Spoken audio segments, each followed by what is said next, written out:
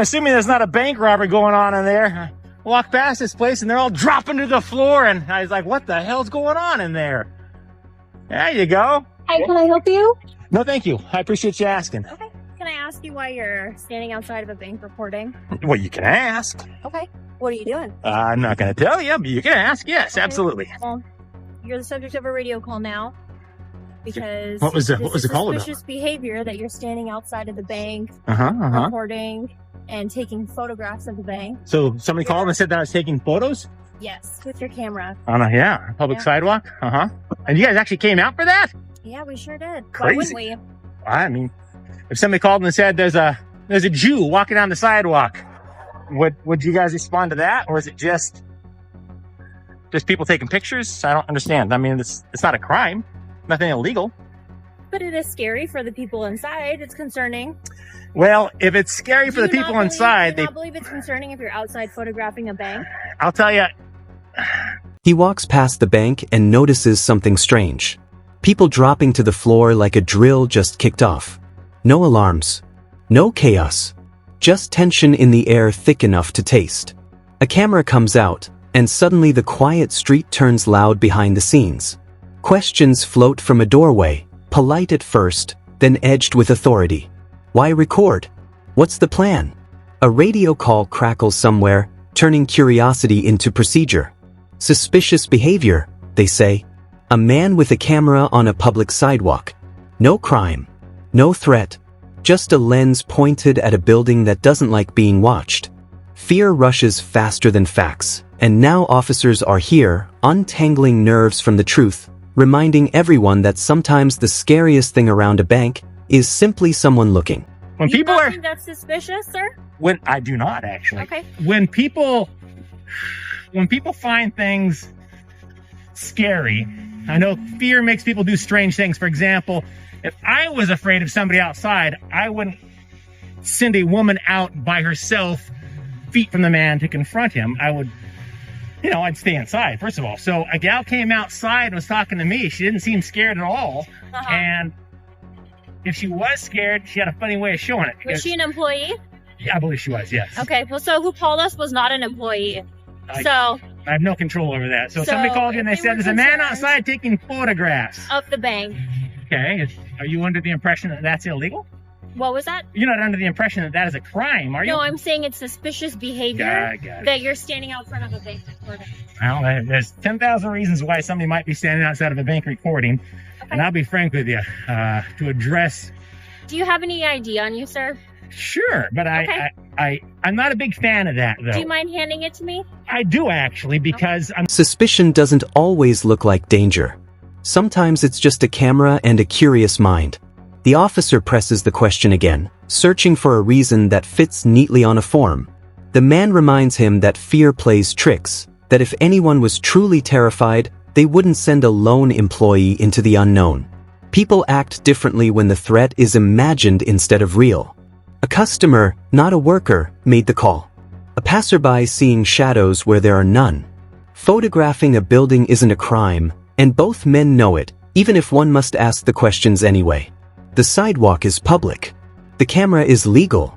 But procedure demands the next step, the request for ID hanging in the air like a test neither of them asked to take. not a big fan of forfeiting my Fourth Amendment rights to placate the personal curiosity of yourself or somebody inside of a It's bank. not of myself. No. I didn't just pass along and see you standing here recording and choose to That's stop okay. you. I'm gonna. You were the subject of a radio call. There's a difference there. It's not a crime. I'm just telling All you. right, I'm telling you, it's Okay, not a crime. but I So can still identify who you are. you can ask, and I can refuse because I haven't committed a crime. You have to have a reasonable and articulable suspicion of a crime. Don't you agree? And I could Deputy believe Dominguez? that you could be doing this for purposes of committing a crime. I could be doing this for purposes of committing a crime. Yeah, you're photographing All right, a bank. yeah, I guess I could be, theoretically. Don't I'm not. take my picture. Are you serious? Do not take my picture. Are you serious? I'm taking Yeah, I'm 32 absolutely frames per second. serious. Whoa, Yep. whoa, stay away from me. Hey.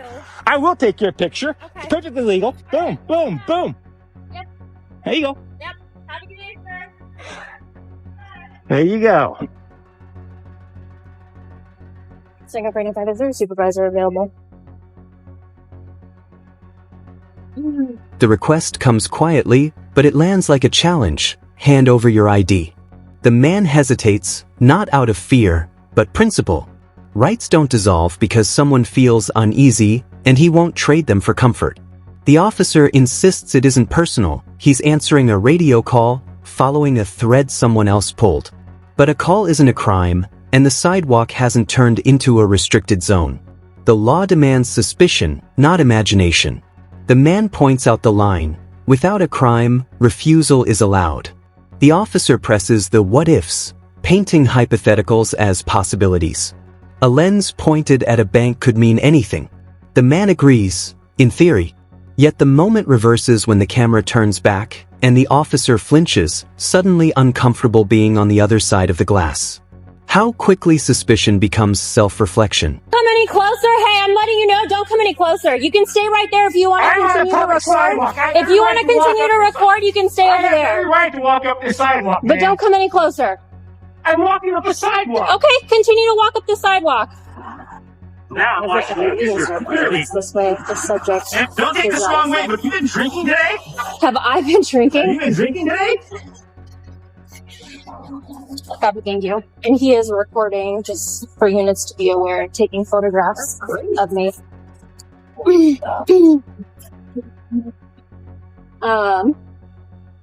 Have a feeling, just so you guys know I'm feeling he's like a First Amendment person and rights. I don't know. He wouldn't talk. He didn't want to give me any info. He didn't want to give me his name.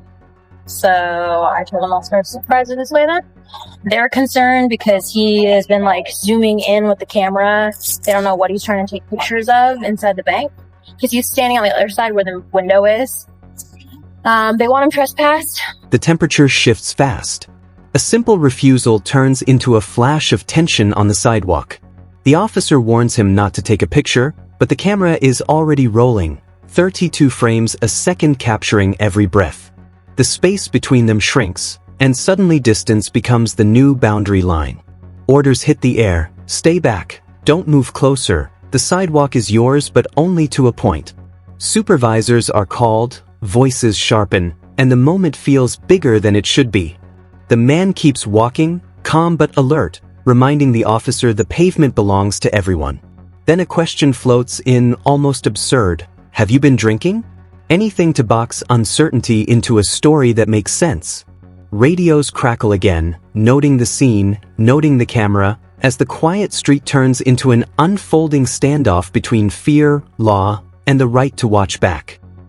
I don't want him He's on the property right to now. come back. Yeah. He posted up on the property, so he already probably knows the game.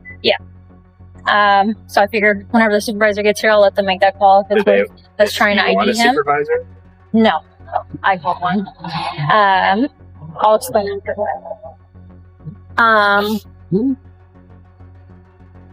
And then he just started, he like took the camera like this and I told him get it out of my face and I tried to move. He's like, you're gonna not let me take pictures of you. And I kept moving in a circle around him. And I was like, hey, have a good day, bye. And I just walked off and he just like followed me up and I was like, I told you to stop. You can wait on the sidewalk. Don't come any closer.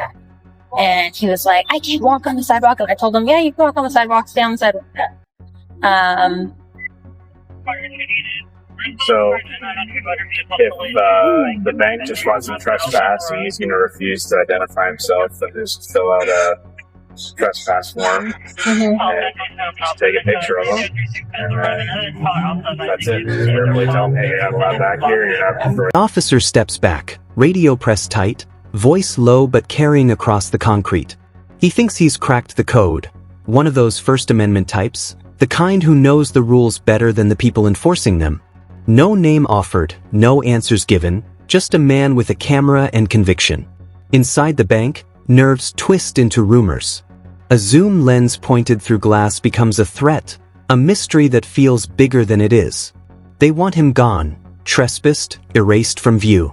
But the line between public space and private fear is razor thin, and he toes it deliberately, never stepping wrong. The call goes out for a supervisor, the kind of backup that arrives not for danger, but for uncertainty.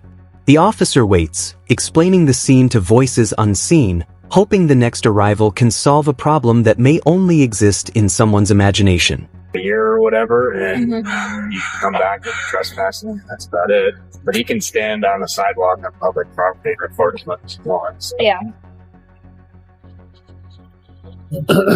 He was like, I don't know why they'd send a woman out here to confront me if I'm so scary. And I was like, well, the employees didn't call us. It was someone else. I don't know who's being very... So who wants some trespass then? The employees? The bank. They said that they are concerned. So if I were you, I'd just, do you have any of those trespass forms? Yeah, I'm going to have them go print one and then fill it out. I'll just print it and start filling it out, and we'll just hang out. He's going to pull over here. Yeah, thanks. Print two so you can keep one and hand it one to him. Yeah. Because he's not going to... Yeah, I mean, he he's might not gonna want sign one, it. honestly. So. He might want it, I'll but print 3 copies. So I probably won't.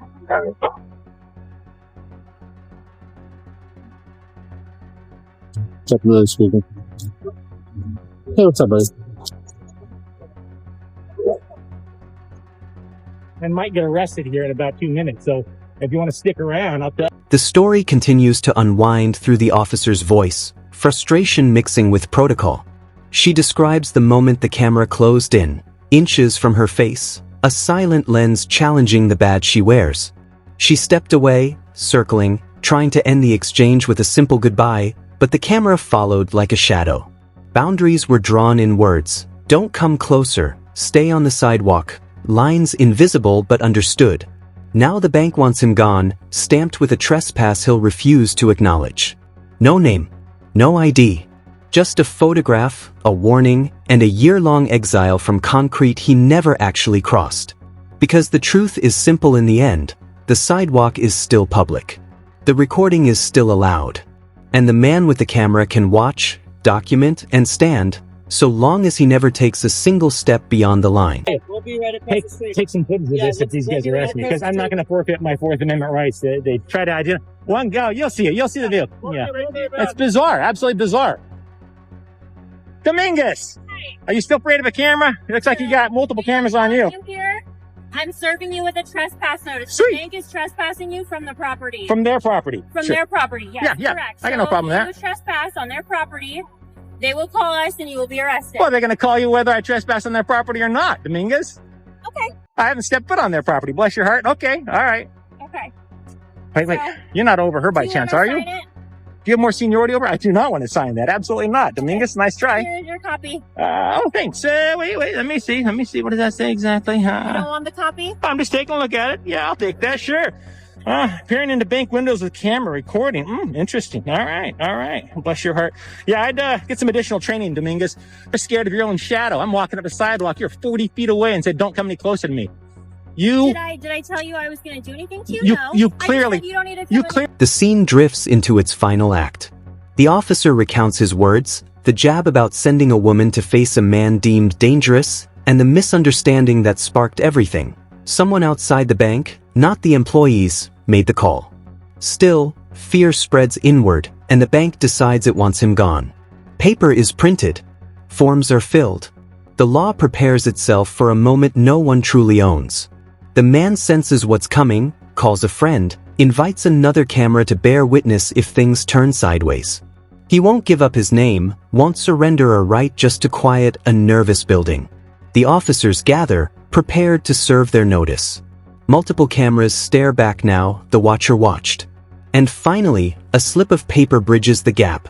Trespassed, banned for stepping near a line he never crossed. The sidewalk still his, the story captured in every frame. You really panicked when I aimed the camera at you on the sidewalk. You panicked. Am I panicked right A now? lot. No, you're not panicked right now because you got some backup here for you. All by yourself. I think I'm scared, sir. I think you're chicken shit when you're all by yourself. Okay, all right.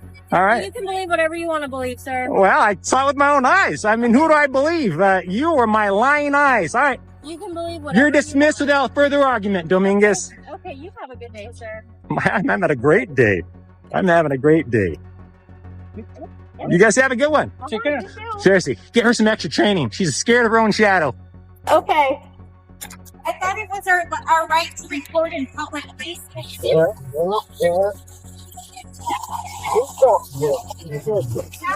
Charles. 5772. Charles. 5572. Now, not for the gentleman here, but for Dominguez, this is what we call a walk of shame. See her walking away, afraid of her own shadow, afraid the camera's being aimed at her. Yeah, continue Doesn't recording, understand people. where our rights are. The moment ends not with cuffs, but with paper.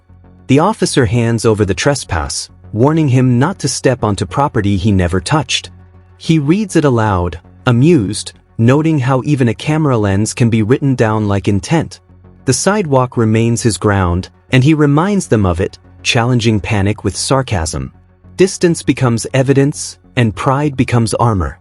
Backup stands nearby, steadying nerves that trembled earlier, and he calls it out, refusing to pretend he didn't see fear surface when authority met accountability. The notice gets folded away, rights still intact, and the standoff dissolves into a slow walk back to normal. The officers return to their cars. The cameras stay rolling. And on an ordinary street in front of an ordinary bank, a single man reminds anyone watching that sometimes the only thing louder than the law is the lens pointed back at